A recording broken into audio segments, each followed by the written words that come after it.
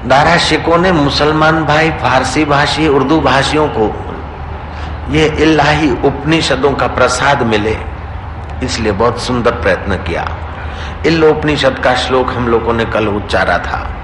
दारा शिकोह लिखता है, हे च फिकर मत कर्तव्यम, हे च फिकर मत कर्तव्यम, हे च फिकर मत कर्तव्यम, कर्तव्यम जिक्रे खुदा, कर्तव्यम जिक्रे खुदा, खुदा ताला प्रसादेन, खुदा ताला सर्व कार्यम फते भवेत।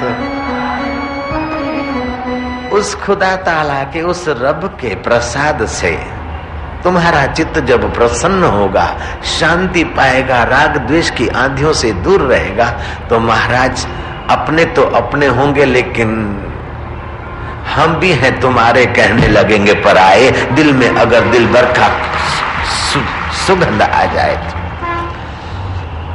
अब अमीर खुसरो पहुंच गया होगा निजामुद्दीन के द्वार, चलते हैं वहीं अपन। जयराम जी की बोलना पड़ेगा मियां।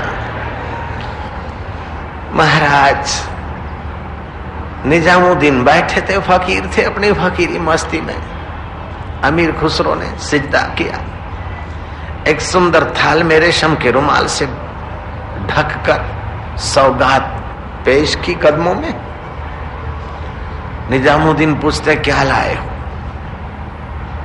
आपकी दी हुई चीज आपके चरणों में लाया। क्या लाए?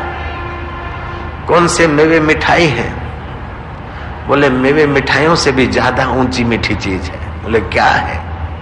बोले सारे जीवन की कमाई का सार है। बोले क्या है? मेरे मालिक, मेरे ओलिया, मेरे आका,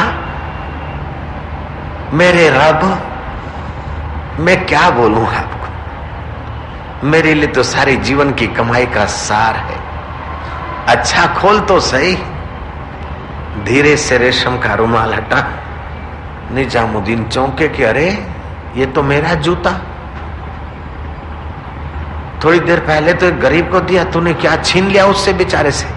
बोले मेरे मालिक, छीना नहीं तो कैसे लिया?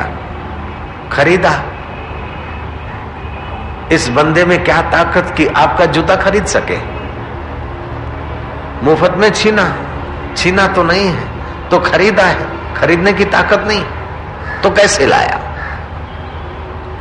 जीवन भर की कमाई जो 40 ऊंट थे, धन धान्य से भरे जो कुछ था, 39 ऊंट दे दिए और 1 ऊंट सीधा सामान का बोरी बिस्तर का रख लिया है और वो खुश हो गया। निजामुद्दीन ने कहा फिर भी सौदा सस्ते में मिला है, शाबाश है। दिल रुबा दिल की सुनाऊं, सुनने वाला कौन है? जामे हक भर भर पिलाऊं, पीने वाला कौन है? वो हक इलाही नूर, आत्मा का सुख। उसकी एक घूंट तो क्या, एक आचमन भी मिल जाए, जीवन सार्थक हो जाता है।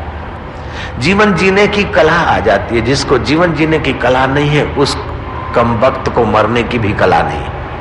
जिसको जीने की कला नहीं, उसको मरने की भी कला नहीं, और बार बार मरता रहता है। लेकिन जिसको जीने की कला आ गई और मरने की कला फकीरों से सीख लिया, वो फिर दोबारा नहीं मरता है, वो रब के साथ एकत्व का अनुभव करता है।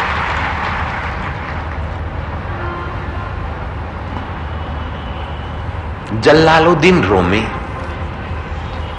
बड़े सुखी परिवार, सुखी व्यक्ति थे। शाही महल था, स्विमिंग पूल था, सब कुछ था, फिर भी एक न होने के कारण सब कुछ फीका लग रहा था।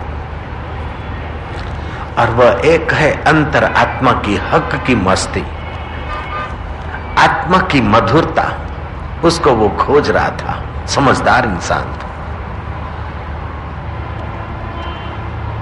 उस जमाने प्रिंटिंग प्रेस नहीं थी, हस्तलिखित लिपियां कहीं बगदाद से तो कहीं तुर्क से तो कहीं काबुल से तो कहीं से मंगवाता। और उस नूरानी नूर आत्म सुख की तलाश करता था। और जो ग्रंथ अच्छे लगते थे उन ग्रंथों में से कुछ कुछ नोट कर लेता था और अपना एक ग्रंथ बना डाला। सुबह का समय था। विल फाइंड ए वे, जहां चाह वहां राह। मुझे कोई मिल जाए पीर फकीर, पहुंचा दे भव पार। ये ख्वाहिश थी उनके चित्त में, जलालुद्दीन रूमी के चित्त। विचरण करते हुए कोई ब्रह्म ज्ञानी जीवन मुक्त महापुरुष, जैसे अति गर्मी होती है तो बाष्पीभूत जल चढ़ जाता है, और जहां हरियाली होती है, जल की आवश्यकता होती है, वो जड़ बादल भी वहां पहुंच जाते हैं, तो चेतन फकीर क्यों नहीं पहुंच पाएगा भाई।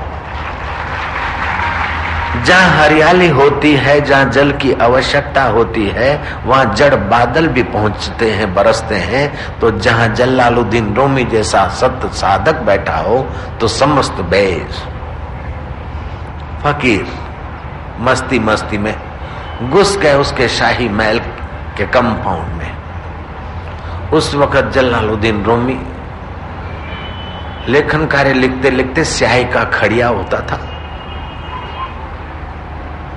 कलम स्याही में डुबो डुबो के लिखने का परंपरा थी। वो स्याही भरने गए, हस्तलिखित कई लिपियां पड़ी थी। समस्त बेज ने उठाकर वो सारी की सारी उस पानी के स्विमिंग पूल में डाल दी। जलालुद्दीन रूमी आए, देखा कि ये सारा मामला सफा। एक अजगैबी आदमी खड़ा है, झुल्लाते हुए पूछा कि ये मेरे सारे किताब कहां गए, मेरी पोथियां कहां गई। भवों के इशारे से, आंखों के पलकों के इशारे से उस फकीर ने कहा कि वो पड़ी है पानी पोथी में, पोथी पानी में पड़ी है। बोले तुमने तो मेरे जीवन का सर्वस्व खत्म कर दिया। सारा जीवन मैंने अलग अलग पुस्तकों से लेकर सार सार लिखा था, और मेरा पोथी पूरा का पूरा तुमने पानी में डाल दिया। ये तुमने क्या किया। फकीर पहुंचा हुआ फकीर था। समस्त बेस, ये आत्मा ब्रह्म है, मरने के बाद, कयामत के बाद कोई आएगा मुक्ति देगा ऐसा नहीं। यहीं अपने दिल भर में उसने अपने आप को जाना था। हक की प्यालियां पी के छक रहा था, और अपनी निगाहों से दूसरों को पिलाने की ताकत रखता था वो फकीर।